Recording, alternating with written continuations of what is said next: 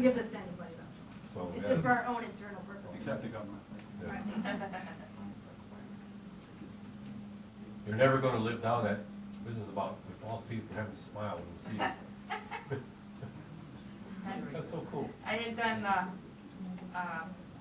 he came up to New York and I had done a talk on early childhood care and children in our teledental program. And he was in the audience and I was the speaker at first and then he did the keynote right after me. And that's all he did was tell jokes about dental care. And I'm a nurse practitioner, I'm not really a dental hygienist. So I'll set the record straight. So he found me yesterday and he's like, care of my teeth. I go, yeah. He goes, I'm going to use that for my open remark on my talk. Well, this guy was having lunch with an undertaker. He could, his teeth weren't working well or something. He goes, he slips on some other, here, try these, you know. Yeah, he does.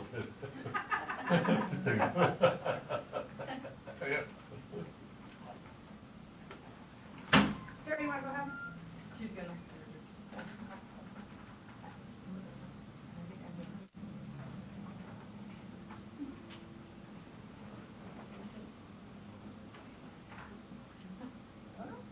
No, I was just asking what this chair was doing. Oh, it's just there. I'm going to move it so no one trip over it. Okay.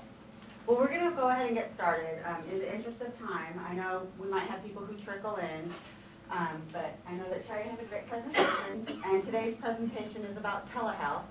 A couple of things before we get started. There's a sign-in sheet, and we need you guys to sign in, if you will, and it should be going around already. Is it? Okay. Maybe. So here, I'll go ahead and give that to you, and you can get it started. And there's, well, everyone will fit on that sign-in sheet.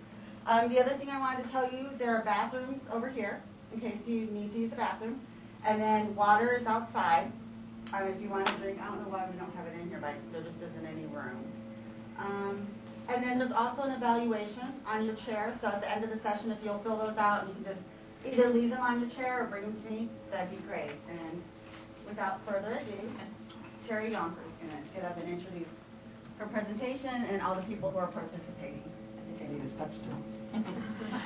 Hi, I'm Terry Yonker. I'm a nurse practitioner from the Finger Lakes region of New York State. I work for Finger Lakes Community and Migrant Health. And before I start my PowerPoint, I'm just going to do some introductions. This is going to be a very fun session because we have people from Rochester, New York, Soda, New York, and Penn Yan, New York, joining us. They tell me it's snowing there, so I think here in this beautiful Texas sun, people are probably taking a hooky afternoon here. So I think I'll introduce the panel first. We're going to start with a 40-minute PowerPoint presentation with an overview of the telehealth program we've done at our health centers. And then we're going to do a panel discussion. These are our providers that work with us, and they're going to join us for a panel discussion at the end, of which I would like you, at the very end, for about 15 or 20-minute question and answer session. Feel free to come up and talk right into our camera and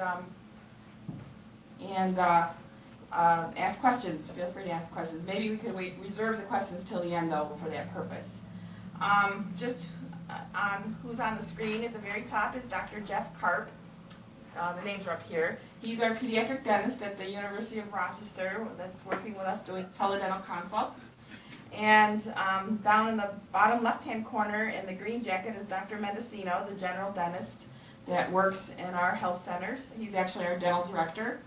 And with him is Dr. Chet Shera. He's an optometrist who's been active with us doing our diabetic retinopathy screening program. And in the middle is Sandeep in the blue shirt, Sandeep Krishnan. He's our director of telemedicine and our IT expert, and our person that has really, with Mary, our executive director, who's really introduced telemedicine to our world. And Deb Cole in the right-hand corner in the olive green room. She's our licensed clinical social worker, of which we are doing telepsychiatry as well as soon-to-be counseling sessions, mental health counseling sessions using telehealth. And just as a sense of who's in the audience, it's small here. Maybe we could just go around the room. I'll introduce our staff, I think, first. Go ahead and introduce yourselves, I guess. Mary's the last name, CEO of Finger Lakes. I'm Renee Ganzu, Distance Learning Coordinator and Trainer with the National Center for Farmworker Health. Jim Kennedy, Director of Program Development. I work with Terry. Renee Rosenbaum, Professor at Michigan State University. David Gavis from Saginaw, Michigan. Theresia Lyons, an LAF grant specialist for Migrant Clinicians Network. Adrian Velasquez, representing the Health Network at Migrant Clinicians Network. I'm Leslie McGowan, I'm Director of Planning Development for Livingston Community Health Services in California. Hortense Santiago, Manager of Provider Relations and Community Outreach at Better Health. Serene Garcia, Administrator of Special Programs for Better Health. So it's everywhere. We've got all areas of the country covered. Has anybody done telehealth at your health centers? Yes. What kind of programs have you done? Well, right now we're running a special, we're doing diabetic retinopathy screening, and then also several specialties, endocrinology, dermatology. Great. Okay, well, we shall get started. I'm going to go through this PowerPoint. So the purpose of today's presentation is to kind of tell you what we've been doing and to look at the role of telehealth within the primary care setting. I've worked in specialty care settings doing telemedicine with hospital systems, but this has been a real how we're going to help patients in the primary care setting using telehealth is very exciting. So we wanted to share with you some of the administrative, technical, clinical things that we've done, what we perceive is needed for success. I have a lot of good pictures showing you some of the equipment that we use and how we use it. Also, a literature review, a brief review of the literature to look at what kind of studies have been done and the efficacy in the areas that we've been doing, and also to look at possible future applications, at least for our centers. So this is who we are. Can everybody see the slides okay, or you want me to go full screen? Or it's okay? Okay. You've got handouts too. So, okay. So our mission statement is to ensure accessible and affordable health care to the communities we serve. Probably the same mission that you all have. We're looking closely at this medical home concept of patient-centered care, which is coordinated by teams. You know, it's kind of that one-stop shopping network, which we know we do very well in Migrant Health. We've done it for years, and I think it's going to be easier for us to roll into the medical home concept being proposed by the government. And of course, we celebrate diversity. Our staff is diverse. We believe in cultural congruency to break down any barriers to health care. We're a 501c3, Article 28. We're here in New York. We actually operate 6 health centers in the Finger Lakes region, which are the red dots.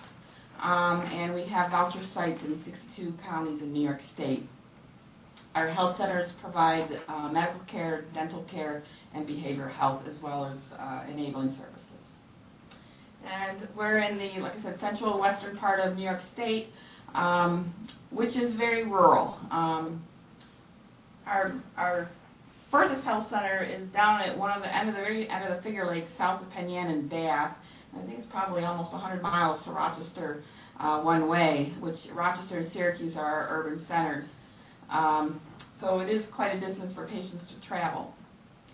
And who are our clients? Of course, our migrant farmworker community. We have a large apple crop, so we have people rolling in the fall to pick our apples.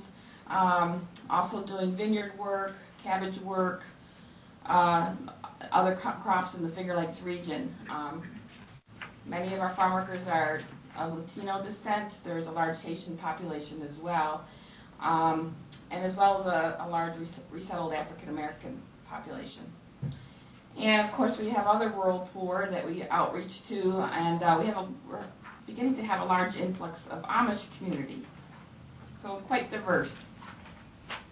And as you all know, the challenges of providing health care to rural folks, particularly minorities, and other people from other countries, the cultural differences, the language differences. We know transportation's a problem, lack of child care, uninsured, trust issues, poverty, and with our migrants, the migrant lifestyle and mobility. So we as migrant health providers know that we've had to become very creative in how we provide care. bilingual bicultural staffs. We have to run our clinic hours conducive to the work hours of our farm workers. We use community health workers who are bridges from the population that help bring people to resources and resources to people, as well as case management, following them through the whole network of healthcare system. And what I find most compelling about our health centers is our staff. It's truly a staff that loves what they do, and this includes our telehealth providers. Without them, we couldn't do the work and reach out to the people in need. And also, I want to commend Mary and Sandeep and all of our administrative staff for their vision. Think outside the box. Again, become creative in how we deliver care to this population. And as I mentioned, the one-stop shopping, we've done that for many years, and look forward to the medical home implementation.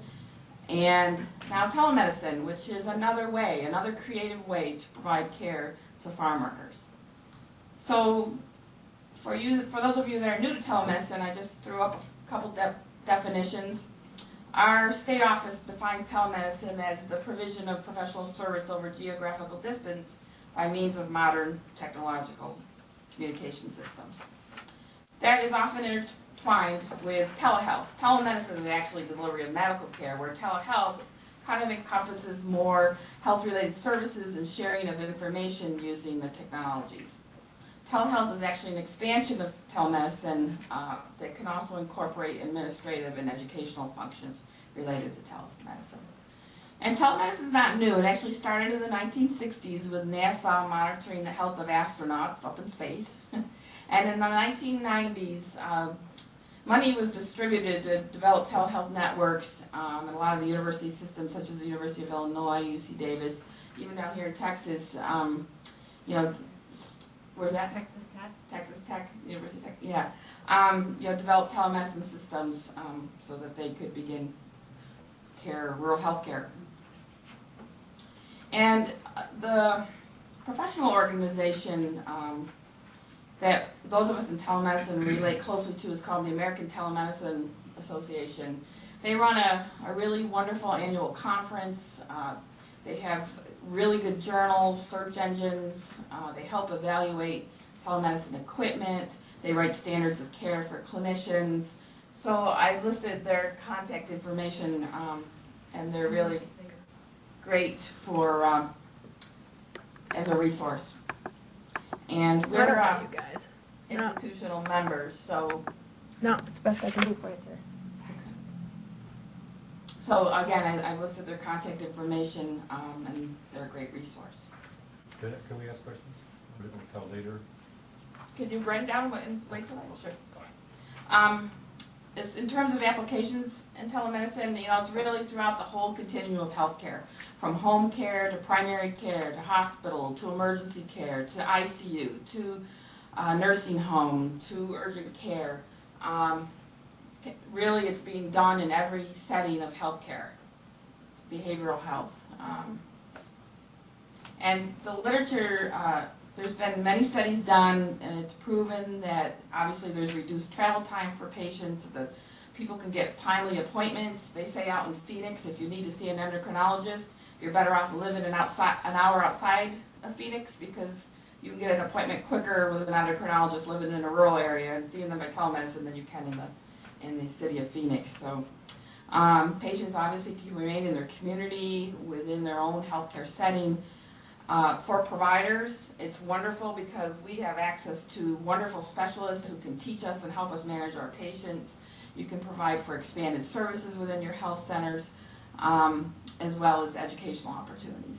And for the healthcare system as a whole, we know this improves access for populations, improves health outcomes, resource utilization, and especially expansion to rural and underserved communities. Here are pictures of our